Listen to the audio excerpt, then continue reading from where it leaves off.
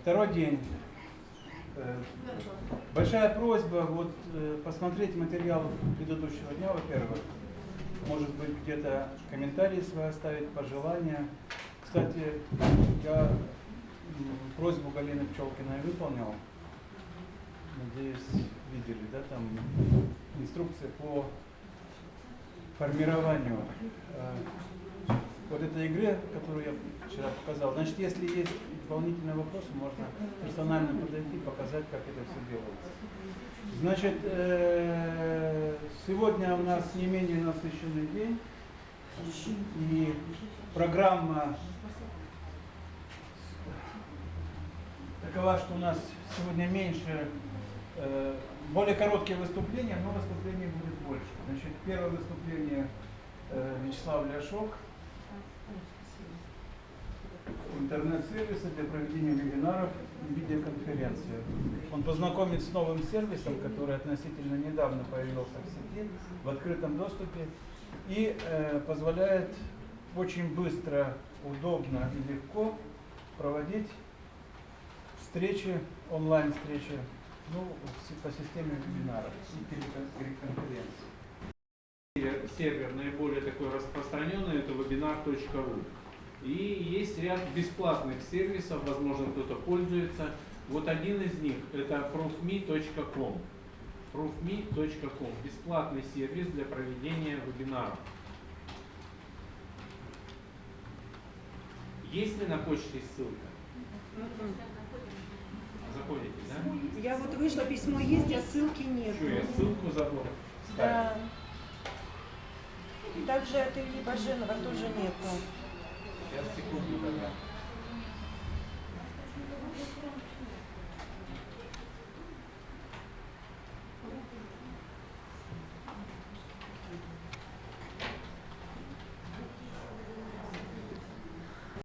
Значит, возможность для видеовещания. Вы сейчас, там у нас есть ноутбуки, мы попробуем, я попробую открыть доступ тем, кто сидит на ноутбуках, чтобы посмотреть видеоконференцию.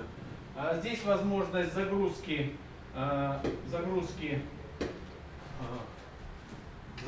каких-то материалов к вебинару, сами материалы и возможность их скачать, ну и окно чата. Окно чата, как обычно.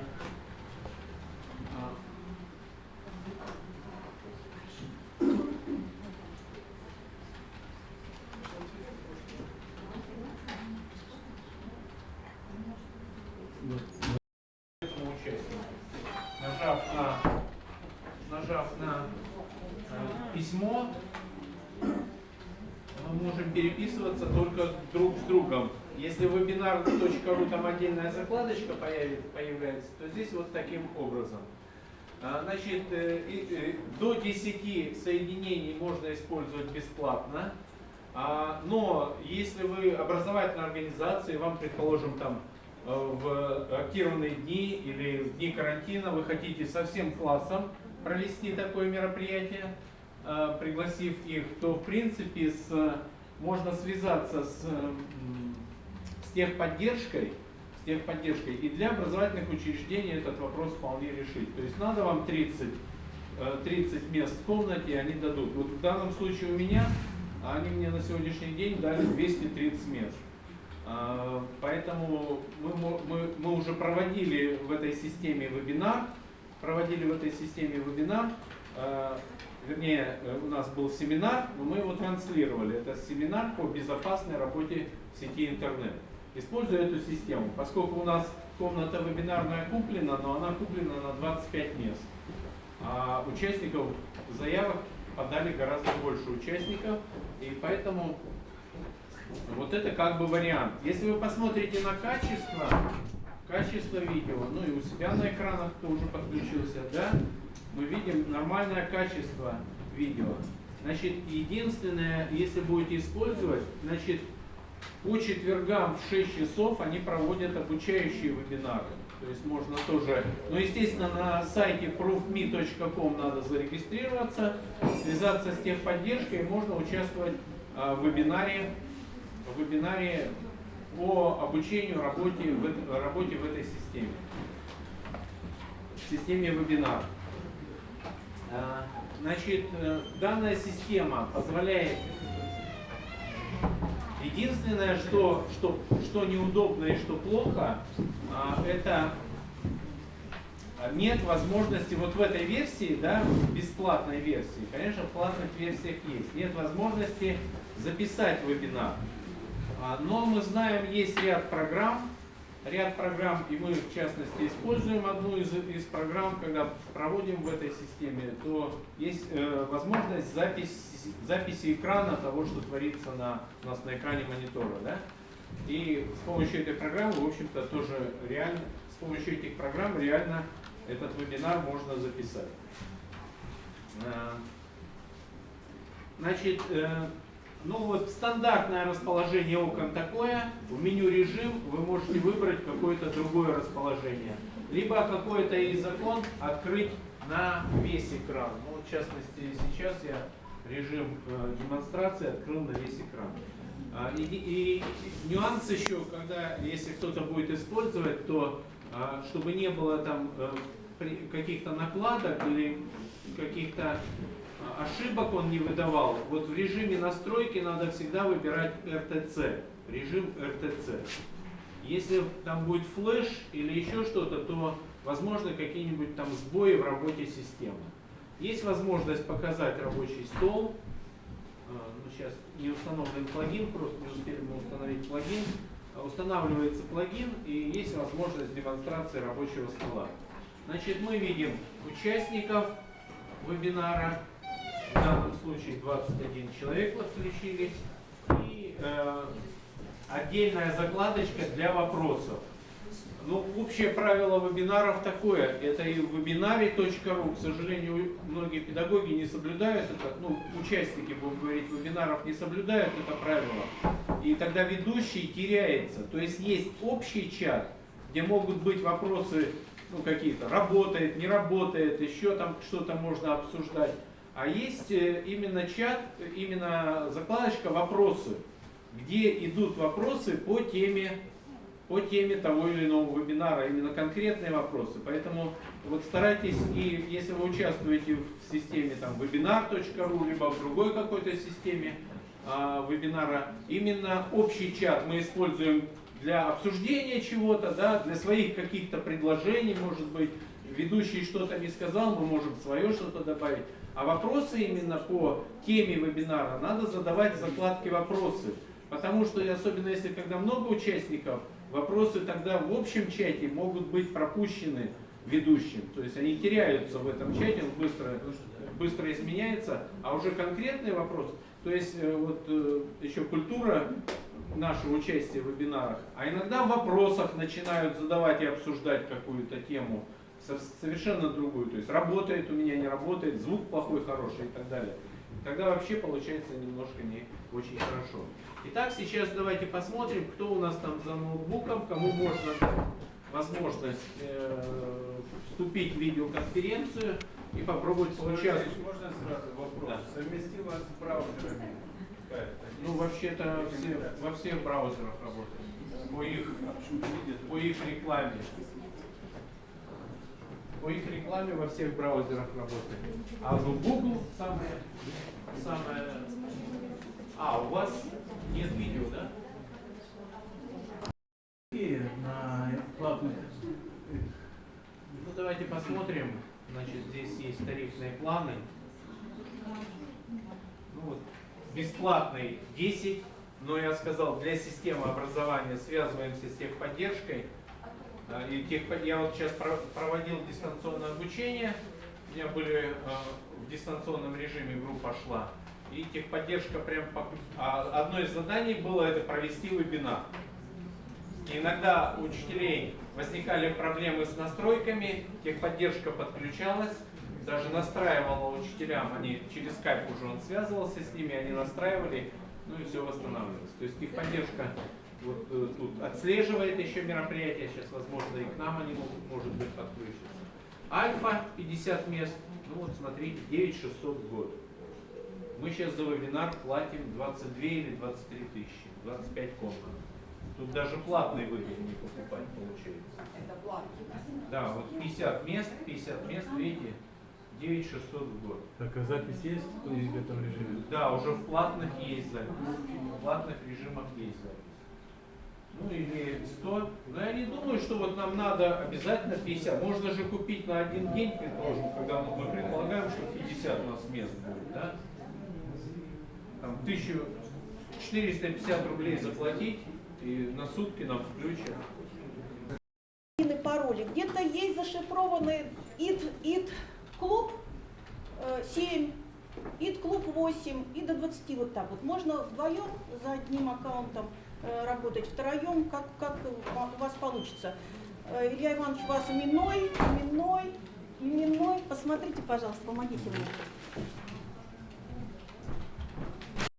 Я учитель технологий средней школы номер 18, и мой контингент детей – это дети 5, 6, 7 класса. В основном в 8 классе у нас всего час в неделю.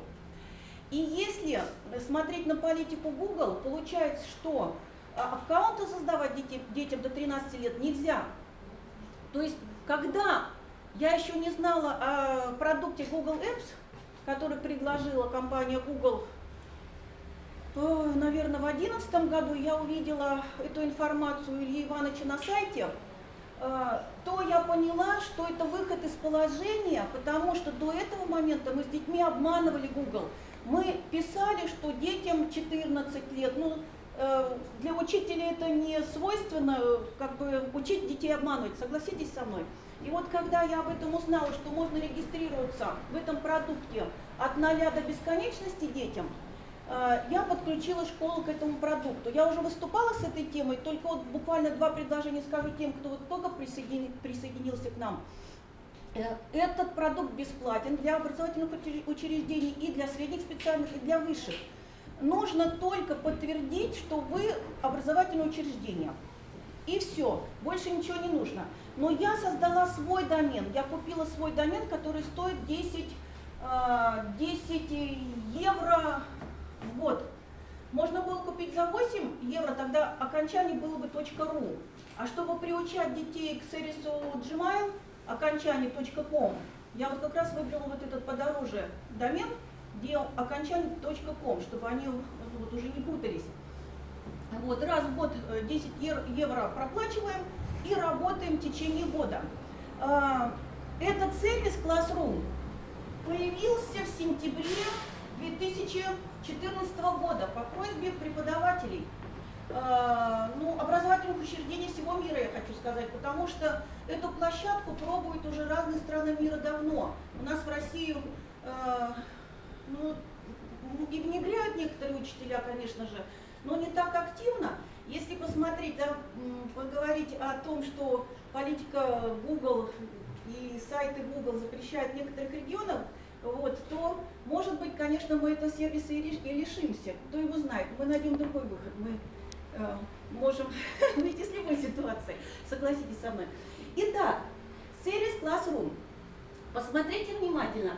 Значит, в правом верхнем углу у вас там, где 9 вот этих волшебных квадратиков, 9 волшебных квадратиков, как я говорю детям, посмотрите внимательно, немножко отличается, у кого почта Gmail, посмотрите, панелька немножечко другая, согласитесь со мной. Значок сайты выложен на верхней панельке. Нашли? В правом верхнем углу. Нашли?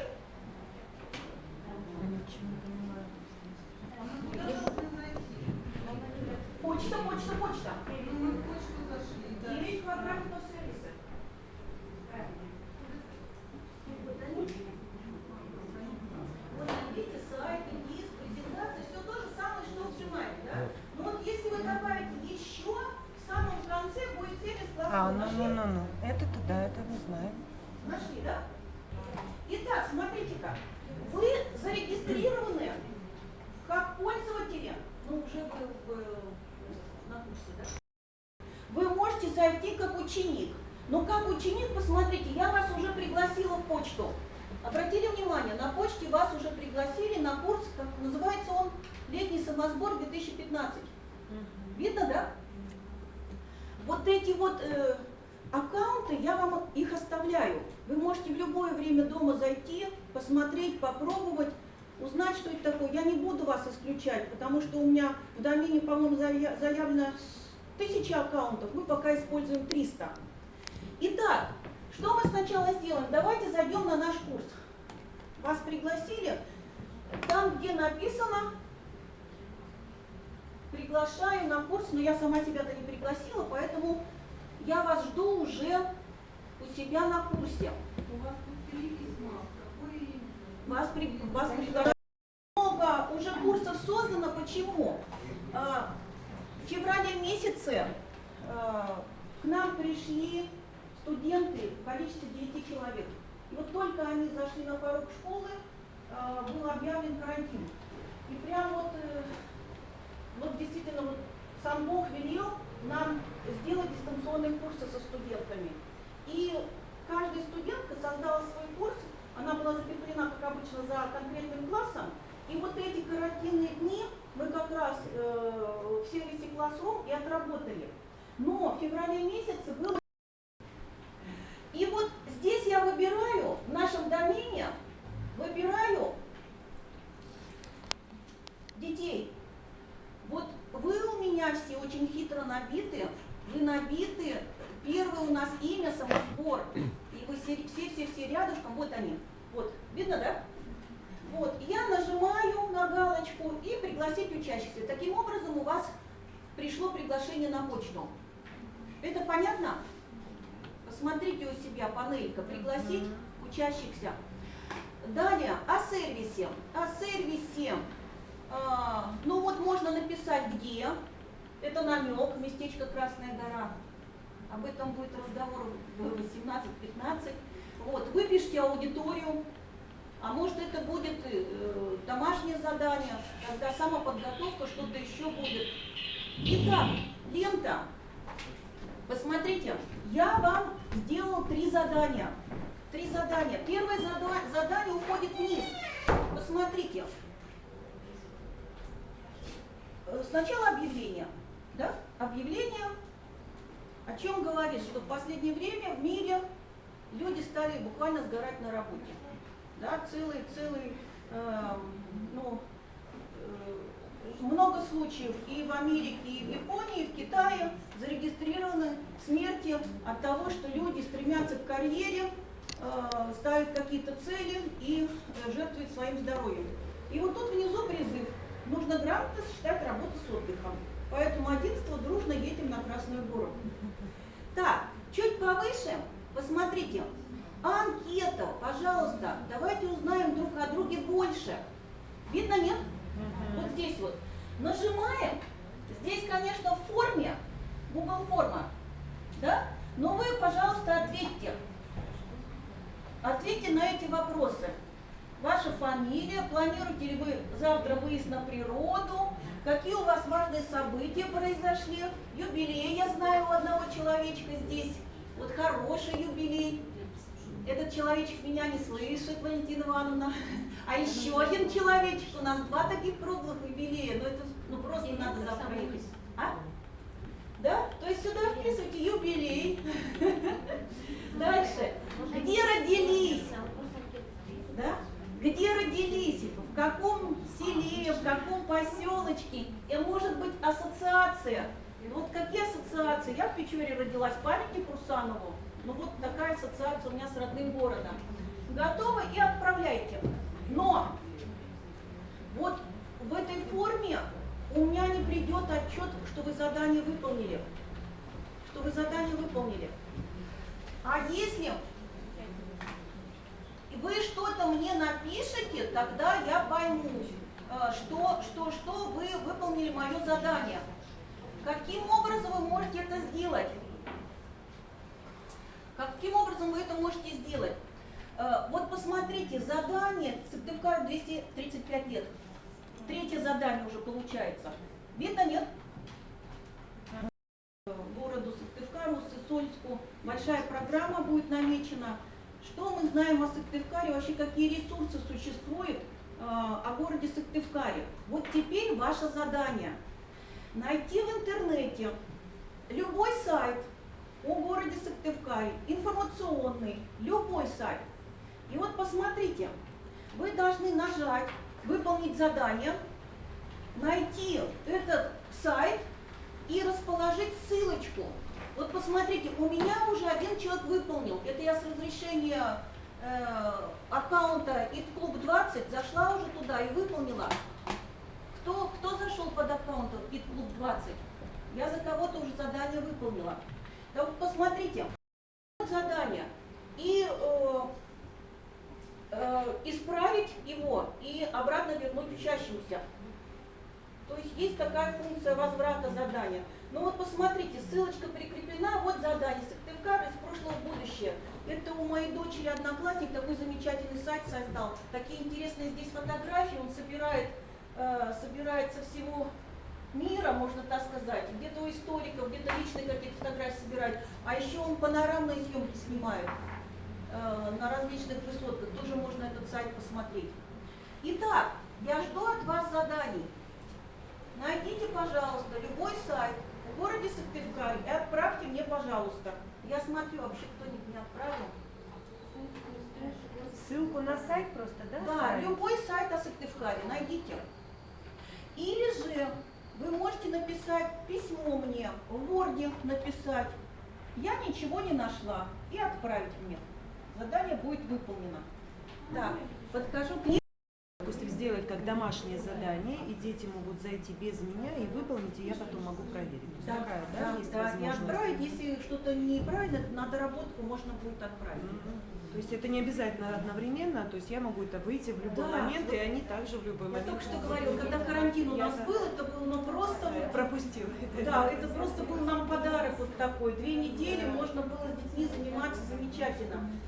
И что мне нравится еще в Google Apps, там очень легко создавать аккаунты детям. Буквально 4 клика и аккаунт создан. Нет таких вот длинных требований, как это обычно бывает, да, у обычного пользователя отжимают. И еще один плюс. Обновить надо. Вот 11 я уже второй раз повторяю, он пишет, что было, а попадает, у меня пишет, Потому что вдвоем. Одновременно, да? Ага. Я думаю, что я ничего не отправляла. Я могла быть третьей. Да. То есть у меня всего 20 аккаунтов, а работает 40 человек, поэтому кто-то одновременно. Так нет, получается, что... Получается, Давайте я уже сдам. 2 задания не взять, То есть получается, с одного аккаунта заходит 2-3 пользователя. Нет, а получается, если ребенок один раздел задания, он второй раз дополнительно не может еще, допустим, еще что-то нашел. Ну, я проверю, если все хорошо, зачем ему второй раз отправлять? Ему захотелось именно. Так, а давай посмотрим, не получается? У меня еще получается.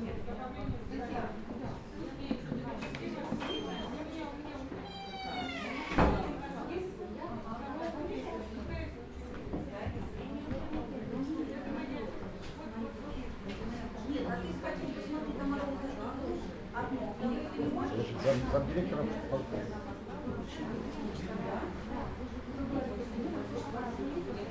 Давай попробуем. А у вас одного же, да? Нет, я думаю, тут не из-за того, что вот нельзя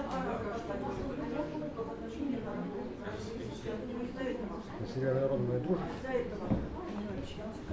на короткой ноге.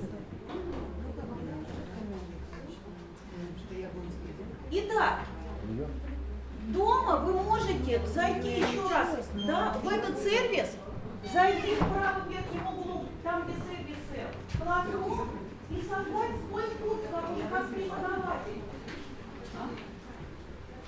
Ага. Итак, скопировать.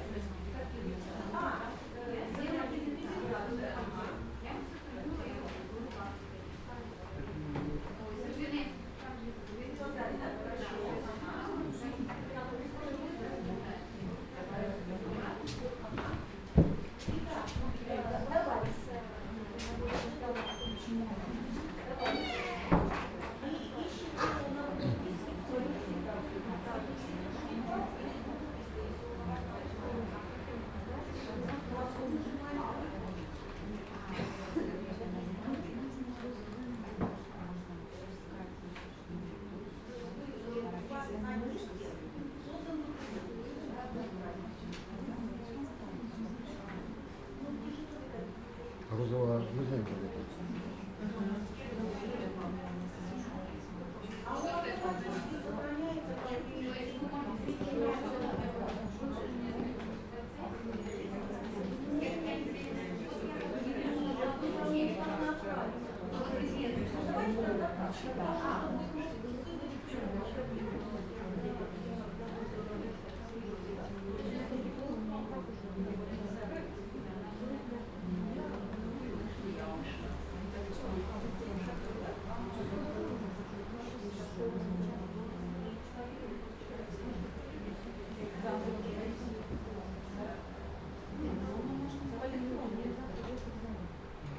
Давайте анкету заполним.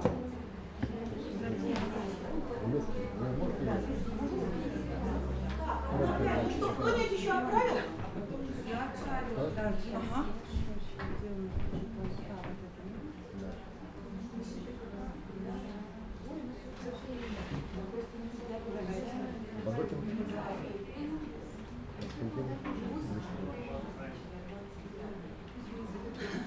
Ну тут поработали уже преподаватели. Да.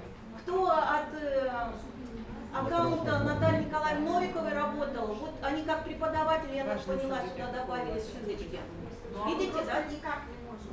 Ага, ну видать преподаватели, Сейчас важно. роль преподавателя, она сильнее, да, и скорее всего она на первых днях.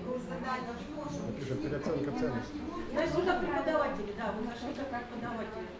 Да, то есть вот эти люди зашли как преподаватели, добавили задание. То есть совместно мы уже втроем работаем над курсом. Спасибо большое за соавторство. Да, у меня почему-то здесь было 2 стола. Вот и протестировали.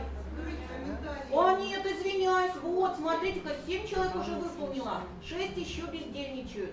А у вас срок до 10 часов следующего дня выполнить. Потом у вас высветится, задание не выполнено, или же выполнено не в срок.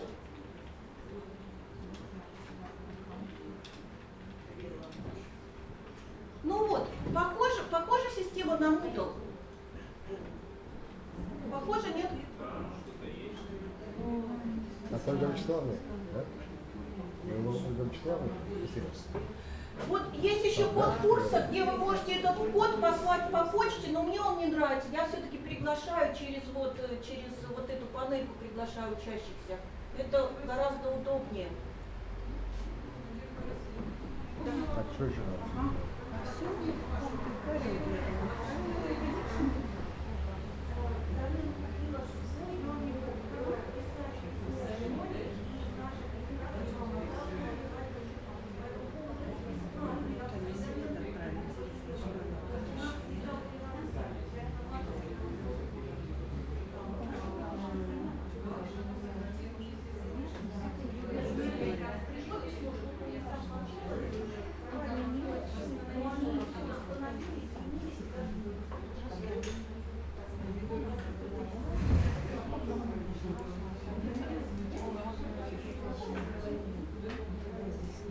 Вы сами поэзией увлекаетесь? Еще что мне нравится, все-таки Google Apps — это маленькое государство, где работают только наши дети, и по умолчанию все документы, которые они создают, по умолчанию видят только пользователи Google Apps. Если мы хотим открыть сайты, а дети создают сайты, очень легко, вы посмотрели, да, в правом верхнем углу открыть. Но опять же, правильно мы говорили, культура поведения в интернете. Я уже попала в такую ситуацию, что дети случайно загрузили неприличную картинку и не знали, как ее удалить. А я была слушателем на курсах, и эта картинка неприлично ушла, как отчет в Екатеринбург. Представляете, я шла отличницей, потом вечером думаю, как же я открою, что там будет. Мне 3 жирную поставили, но ничего не сказали. То есть культура поведения должна быть. И вот когда в домене дети работают, я смотрю их, приучаю к этой ситуации, потом разрешаю выходить уже на просторы интернета. И еще хочу сказать, что вот у нас есть Раиса Максимовна, она классный руководитель 5 Г-класса, и вторым администратором Google Apps я поставила ученика, мальчика Илью с 5 Г-класса. Все делает. забыли пароли у одноклассников, меняют, вспоминают. То есть дети в 5 классе быстрее и оперативнее все схватывают, чем если бы мы занимались в 7 или 8 классе. Чем моложе дети, тем проще нам работать в будущем. Вот Мария, я преподаю математику в технологическом лицее. И в своей педагогической деятельности я активно использую информационные технологии. Я представляю вам свою сестру. Ее зовут Марина. Она на первый взгляд не имеет отношения к педагогике, но это только на первый взгляд, но зато имеет непосредственное отношение к информационным технологиям, потому что является зав. Отделом информационных технологий Центральной городской библиотеки. Ну, тема нашего выступления «Открытый стол идей. Опыт сотрудничества школы и библиотеки с использованием веб-ресурсов». У нас самосбор превращается в семейный Ну, сбор. Вчера Да-да-да. Воленька вчера. Наше сотрудничество началось очень давно, с самого рождения. И если говорить о профессиональной деятельности, то это с того времени, как я стала учителем. А если говорить о более плодотворном таком сотрудничестве и с использованием, как бы с направлением информатизации, то с момента, когда я начала работать в технологическом лицее, а это уже около 8 лет. То есть опыт сотрудничества накоплен очень большой, поэтому если обо всем говорить подробно, времени не хватит. Поэтому мы вкратце остановимся на тех положительных моментах, положительных результатах, которых мы достигли за эти годы. Ну, пожалуйста. Ну, для того, чтобы немножко сказать о своей деятельности или о деятельности библиотек, как правило, в той или иной степени все библиотеки занимаются образовательной деятельностью, не имея на это лицензию на образование. Ну, потому что мы не обучаем, а в какой-то степени тоже воспитываем. Мой отдел информационных технологий и сотрудничество с технологическим лицеем и с другими школами города, просто они в более меньшей степени, а с лицеем мы очень плотно сотрудничаем. На самом деле это только маленькая часть того, чем занимается наше дело. Но будем сегодня рассматривать именно эту точку. И прежде чем перейти именно к удаленным ресурсам, к веб-ресурсам, просто очень кратко я расскажу о том, что же мы все-таки такое делаем с нашим лицеем. Ну, конечно же, это различные информационные часы. Просто на слайд картинки смотрите. Наиболее интересным у нас был такой симбиоз в прошлом году «Спорт для всех», информационно-познавательный блок живой библиотеки. Термины довольно интересные, пришли к нам из Запада, но это была литературно-спортивная эстафета. Вы прекрасно знаете, возможно, слышали, что есть такой вид спорта, когда спортсмены сначала бегут длинную дистанцию, потом играют в шахматы, потом опять что-то делают, боксируют, потом еще что-то. Мы попробовали предпринять то же самое. Единственное, что мы не боксировали, а использовали площадку за «Динамо» у туристов. И там мы ходили по бревнам, лазали по веревкам. Ну, родители, конечно, когда все это увидели, были в шоке, но главное, что дети вернулись домой все живые и здоровые и очень счастливые. Так, давайте следующий слайд. Афганистан, страницы военной истории, час мужества. Конечно же, мы в своей деятельности привлекаем к сотрудничеству не только школы, но и другие организации. Следующий слайд.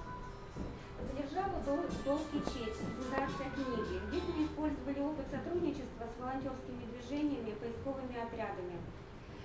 И, конечно же, нашими постоянными участниками был лицей. По горам, по долам. Информационный час с элементами игры из цикла «Из уст в уста». Здесь у нас тоже опыт сотрудничества с туристической организацией. Продолжаем. Патриотизм глазами молодых россиян. Здесь состоялся час информационного, такой час размышлений, и на данном мероприятии у нас присутствовала школа номер 12. Несмотря на то, что она находится от нас через дорогу, но вытащить их на мероприятие бывает тоже очень сложно. Но в принципе, как и все школы города, я прекрасно это понимаю, потому что у вас есть сложности с тем, как детей сопроводить, как их забрать, сколько времени это займет на одно, на второе, на третье. И одно из первых опытов проведения квест-игр это была квест-игра «Мой город». разработки. Для ребят были разработаны маршрутные листы, определенные были разработаны задания, и в этой игре принимали участие не только учащиеся лицея, но и их родители. Направлена на выявление и развитие способностей учащихся, включая творческие способности к разным видам деятельности, ну и так далее. Кроме того, она состояла из двух блоков. Суть программы состояла в том, чтобы, используя возможности лицея, информационную подготовку детей на уроках информатики, таким образом привлечь их, ну что ли, мы хотели, чтобы они нам помогали в нашей работе. То есть, естественно, библиотекари не все могут знать, не все информационные ресурсы могут владеть программами и так далее.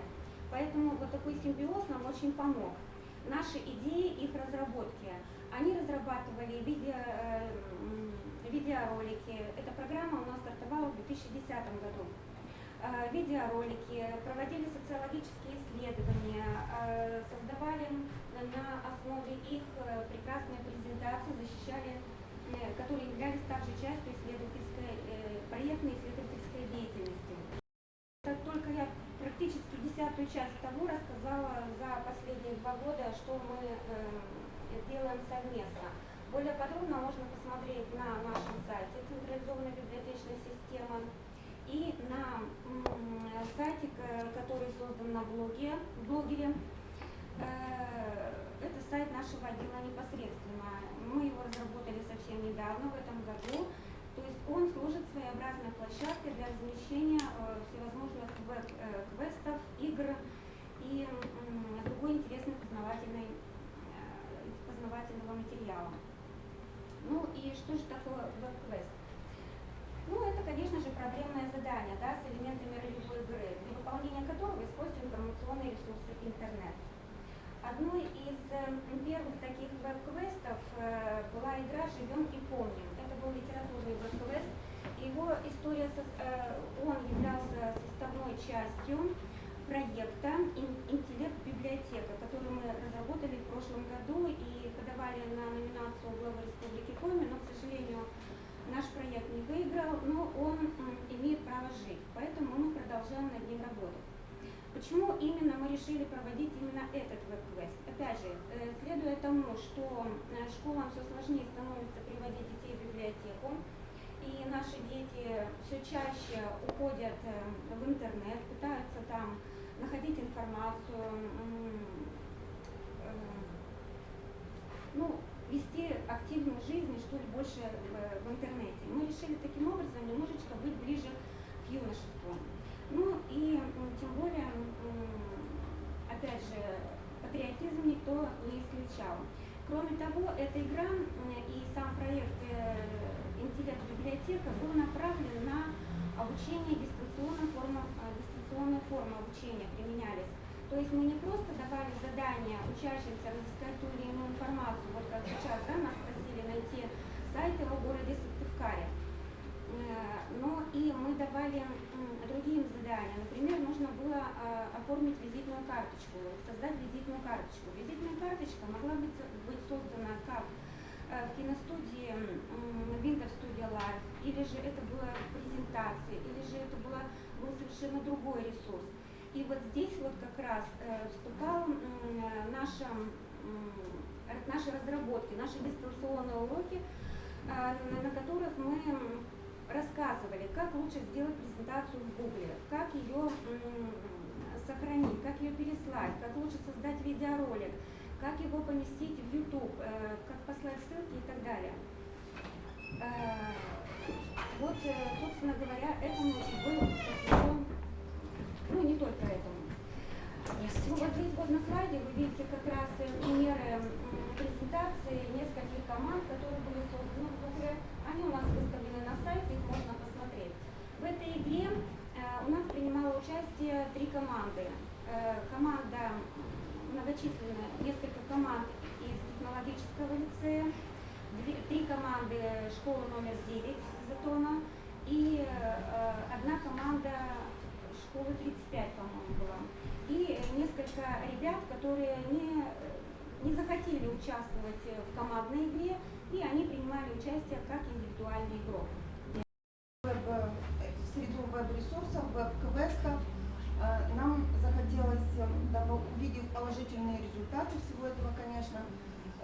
своей деятельности нам захотелось как бы разработать такой проект, который можно было бы применять не только в воспитательной деятельности, но и в учебной, то есть связать предметно, ну, в частности, конечно, с математикой.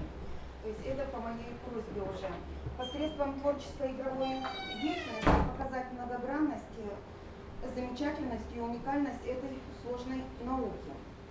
Это был 2014 год, это год математики в городе Сыктывкаре, и следом год 2015 год литературы. Цели этого веб-квеста «Математика в литературе» были следующие: развитие познавательного интереса к изучению математики, рассмотрение практического приложения математики и формирование информационных и коммуникационных компетенций школьников. Ну, об этом веб-квесте я уже подробно рассказывала на одном из наших семинаров, это было в прошлом году, и я вижу, что многие из вас присутствовали на общее сотрудничество. Это взаимное дополнение друг друга, это умение понимать и помочь. Сегодня образовательным учреждениям в одиночку не решить всех задач и всех проблем. Поэтому одна из основных задач воспитания молодого поколения может быть достигнута через укрепление связи с другими организациями, в том числе, а может быть даже и в первую очередь, с библиотеками. Так как именно в библиотеке, именно в библиотеке представлено то, что Герцен назвал духовным завещанием одного поколения другому. Вся жизнь человечества последовательно оседала в книге, писал Герцен. Племена, люди, государства исчезали, а книга оставалась, писал он. Она росла вместе с человечеством, в нее кристаллизовались все учения, потрясавшие умы. Сама же библиотека, по словам великого мыслителя и демократа, это открытый стол идей, за которым каждый найдет ту пищу, которую ищет. Это запасный магазин, куда они положили свои мысли и открытия, а другие берут их в рост. Ну, а библиотека – это открытый мир, который поворачивается к потребностям общества. Мы уже сегодня оцифровываем книги, размещаем их на сайтах и делаем все, чтобы вам было удобно работать. Дружите с библиотекой. Я забыла сказать, что Центральная городская библиотека находится на улице Ленина, 78. Прошу вас не путать нас с Национальной библиотекой, которая находится на улице Советской. Спасибо. Я хочу вам подарить вот эту цитату. Действительно, как бы работая в одиночку, чего-то боишься, в чем-то не уверен, а сотрудничество или как бы желание вообще просто идти вперед всегда помогает. Внутри каждого человека есть дремлющие силы, способные удивить его самого, так как он зачастую и не предполагает, что обладает ими. Силы, способные перевернуть жизнь. Стоит их только поднять из глубин и привести в действие. Я много лет занималась олимпиадами по информатике, председателем жюри республиканского этапа, второго этапа Всероссийской олимпиады школьников по информатике. Сейчас много занимаюсь составлением задач для олимпиад среднего, скажем так, уровня и для чемпионата по программированию, который проходит у нас в университете регулярно вот уже 16 лет. Ну и в какой-то момент все-таки мне захотелось разобраться, а что же, собственно, такое есть хорошая олимпиадная задача по информатике. Вот достаточно согласованное мнение есть по поводу, что такое хорошая задача, олимпиадная задача по математике. Ну, считается, что такая задача должна затрагивать глубокие проблемы в математике. Условия олимпиадной задачи должно быть понятно школьнику, а решение тоже не должно выходить за границы знаний школьника, но возможно, требует неожиданного оригинального подхода. Ну а цель создания олимпиадных задач – это воспитание будущих математиков таких качеств, как творческий подход, нетривиальное мышление и умение изучить проблему с разных сторон. Ну вот, если говорить о олимпиадных задачах по информатике, то она в этом плане немногим отличается, если вообще отличается от олимпиадных задач по математике. Она обладает, в общем-то, теми же самыми свойствами, должна затрагивать глубокие проблемы из самых разных областей информатики, быть понятной учащимся. Для ее решения требуется неожиданный, оригинальный подход. Ну, вот отличие. Обычно задача по информатике формулируется на естественном языке и предполагает некоторую обработку входных данных для получения ответа участников. И с 1999 года процесс тестирования был уже полностью автоматизирован. Для тех, кто не в теме, что такое тестирование? Система, проверяющая система принимает программу участника, запускает ее на контрольных тестах и сверяет ответы, которые выдает программа, с теми эталонными ответами, которые хранятся в базе данных этой проверяющей системы. Вот задачи, которая может быть представлена как олимпиадная задача. Она была представлена на личном туре интеллектуального марафона 2010 года. Когда-то я эту такую вот модель нашла, и мне показалось, что она будет замечательно для олимпиадной задачи подходить. Ну, в общем, о чем здесь идет речь? Речь идет о достаточно знать красный, зеленый, между ними желтый. Еще можно вопрос? Возраст школьников, решающих задачу? Ну, это предназначено для старших классов, для старших классов. 9 или 11 класс? Ну, вообще 10 и 11. Вообще 10 и 11. Но отдельные школьники, которые интересуются, могут и в 9 классе такую задачу решить. Но вообще-то 10 и 11. Вот. То есть понятно, что здесь вот на этом разложении цветов, на цвета белого цвета, на цвета спектра все завязано. Еще раз. В первой клетке красный, в третьей клетке зеленый, между ними по спектру желтый. Вот он здесь у нас и есть. А если синий добавить, между красным и синим маджента, фиолетовый, фазан. А когда все три цвета соединяются в красный, зеленый, синий, то будет белый цвет посередине.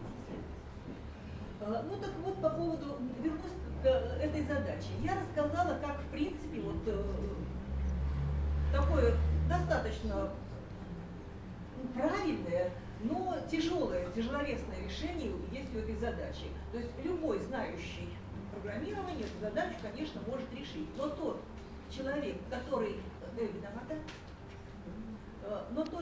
который знает еще и язык программирования, поглубже чуть-чуть, решит эту задачу совсем иначе. Он будет знать, он знает, что операции, логические операции или и исключающие или можно применять непосредственно к числам. И в системе программирования вот эта операция будет... Ой, а это почему? Мы действительно очень рады приветствовать вас в таком большом количестве, в таком большом составе в стенах нашего института. Для нас очень важно, что нынешний ваш WordCamp, ваша конференция проходит именно в стенах нашего института. Несмотря на то, что площадки две, это Академия госслужбы и наш институт, все-таки, ну, наверное, ближе к образованию. Три, еще одна есть. Еще одна есть. Посвятите, да. Все-таки я думаю, что педагоги, которые очень творческие люди по натуре, которые сегодня предлагают идеи, свои находки, они вот к школьному образованию все-таки, наверное, ближе. И мы с коллегой вот сейчас уже поделились форма, конечно, презентации, предъявления материалов, их подача вот такая более свободная, творческая, она, конечно, дает, наверное, больше возможностей освоить имеющиеся лучшие образцы деятельности на практике, нежели вот такие строго заформализованные научные конференции, где мы только обмениваемся докладами. Поэтому, как бы то ни было, мы все-таки посчитали, что да, самосбор, когда мы собираемся, обмениваемся, это очень хорошо. Но в нынешнем году мы решили все-таки каким-то образом институционализировать. Вы видите программу нашей конференции, и по итогам вот этой встречи вы получите удостоверение, сертификаты о работе в этой конференции, что в принципе для педагогов, которые пополняют свои портфолио для аттестации на первую высшую категорию, очень важно. Ну, это, так сказать, формальные вещи. Я рада, что нам удается с организаторами договариваться, облекать все это в форму, нужную для педагогов. Но самое главное то, что здесь, в содержании этой встречи, действительно очень много интересного, очень много любопытных находок, которые не дают нам заскучать, которые позволяют наших учащихся, наших студентов, детей вовлекать вот в это пространство, интернет-пространство образовательное. И это здорово, что мы учимся друг у друга. Поэтому я желаю всем участникам работы творческой. Надеемся, что те находки, открытия, они обязательно войдут в плоть и кровь наших программ повышения квалификации для педагогов, потому что они тоже ждут от института ярких новаций. Они хотят, чтобы мы были лидерами и предъявляли вот эти лучшие образцы педагогической практики. Они хотят работать по-новому и хотят действительно вести детей вот в этом сложном, но очень творческом, креативном пространстве сети интернет. И мы стараемся также запускать и для детей, и для педагогов огромное количество интернет-конференций, всевозможных мероприятий для того, чтобы вот творческий потенциал, творческое начало наших детей и вас, педагогов, нашло свое отражение вот в этом пространстве. Ну и все последние документы федеральные, вот как то новая концепция гражданско-патриотического воспитания молодежи, они все делают акцент на том, что сегодня именно вот это пространство, оно дает просто огромные возможности для творчества. И нужно активнее создавать площадки для самовыражения как нас с вами, педагогов, так и детей. И очень здорово, что вот такая инициатива творческих людей университета, нашего института, Академии госслужбы, она не угасает, самосборы зимние и летние проходят. Я рада, что вот сейчас уже это полноценная республиканская конференция с докладчиками, с выступлениями, с возможностью обменяться опытом, ну и самое главное освоить, еще раз повторяю, лучшие образцы педагогической практики. Поэтому всем нам успехов, творчества, позитива. Ну и спасибо Вячеславу Алексеевичу, руководителю нашего центра. Илья Иванович еще. Да, ну Илья Иванович, это само собой. Или добрый вечер. Ну, я, может быть, выступлю немножечко не в рамках темы, которая рассматривается у вас в рамках интернет-технологий. Мое выступление сегодня посвящено уже первым итогам эксперимента, в котором участвует Сыктывкарский государственный университет по реализации модернизации педагогического образования. Поэтому даже свое выступление я назвала так: от учителя знающего к учителю умеющему. Потому что если мы посмотрим сегодня концепцию поддержки развития педагогического образования, там очень четко даны требования, даны направления работы в том, как мы должны готовить сегодня педагога для школы. И, конечно, в рамках этого сегодня Министерство образования объявляло грант. Этот грант выиграли два вуза, значит, Московский государственный психолого-педагогический университет, который проводит эксперимент по прикладному и академическому бакалавриату по педагогическому направлению. Мы как раз участвуем по прикладному бакалавриату и, значит, Высшая школа экономики, которая сегодня разрабатывает модель подготовки магистров, как академической магистратуры, так и прикладной магистратуры. Поэтому я как раз остановлюсь на том моменте, что как бы закладывается сегодня в модель подготовки вообще педагогов. Я хочу сказать, что то, что закладывает сегодня Московский государственный педагогический университет, и то, что мы являемся его соисполнителями, то это говорит сегодня о новой эпохе.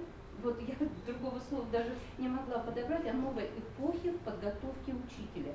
Поэтому сегодня такая главная, центральная мысль этой модели: от учителя знающего к учителю умеющему. Все мы с вами заканчивали высшее учебное заведение, Теоретически все были подготовлены, практически приходили, и было трудно вообще начинать первый урок своей жизни, да, когда ты работаешь самостоятельно без методистов. Поэтому главное, во-первых, главная задача вот той модели, которая сегодня разработана университетом, это привести в соответствие профессиональный стандарт педагога с образовательным профессиональным стандартом по педагогическому образованию. Если вы знакомы, значит, вся программа выстроена как модульная. В каждом модуле, значит, предусмотрена практика, которую я вам говорила, которая до модуля и после модуля идет. Обязательно предусмотрена научно-исследовательская работа. Поэтому, естественно, вот вчера прям Буружаков у нас был, руководитель нашего проекта с Москвы. Значит, мы делали, ну, такие, скажем, не совсем проекты, так, первые наброски. Если, скажем, по психолого-педагогическому блоку преподаватели могли накидать какие-то задания, скажем, для студентов, да, то вот по естественно-научному и по общекультурному блоку, вот как студентов, какие дать студентам задания, чтобы они соответствовали этим дисциплинам, чтобы они соответствовали стандарту учителя, чтобы они, вернее, ФГО с подготовки учителя и действия, которые указаны в профессиональном стандарте педагога, это оказалось очень сложным. То есть дать вот такие простые задания, когда студент ничего не знает, только пришел, но чтобы он это уже проанализировал, увидел, пронаблюдал. Это вот, в общем, задача достаточно сложна. Сегодня проблема. Далее, конечно, и разведение уровня готовности к выполнению трудовых действий у бакалавров и магистров. Это очень непростой вопрос. Даже вот сегодня, когда пишутся у нас дипломные работы бакалавриата и специалитета, никак от специалитета не отойдем. То есть все-таки, особенно прикладной бакалавриат, это другие вещи. Ну, о предложениях я уже тут не буду говорить. Значит, что показал в результате, скажем, наш эксперимент, который закончится, что хорошо получилось у наших студентов, потому что параллельно постоянно шло психологическое диагностирование по очень валидным методикам. Нашим студентам очень понравилось организовывать разнообразную деятельность со студентами, с учениками, общаться с ними, то есть вот в плане каких-то интеллектуальных, но им совсем как бы не то, что не хочется, как-то их не очень тянет проектировать занятия, да? Это оказалось очень трудно, да? То есть, но это еще только было начало, поэтому дальше будут дисциплины, которые это помогут. И еще как бы вопрос, я не знаю, он может быть неоднозначный, вопрос методики. Сегодня слово методика в центре России уже ушло. Все заменяется понятием образовательные технологии. Я не знаю, хорошо это или плохо, но сегодня пока вот как бы терминология началась такая. Классно, правда? Вот вам объяснение определителя, что это такое. А определитель — это число, которое показывает, не являются ли вот эти два уравнения эквивалентами друг другу.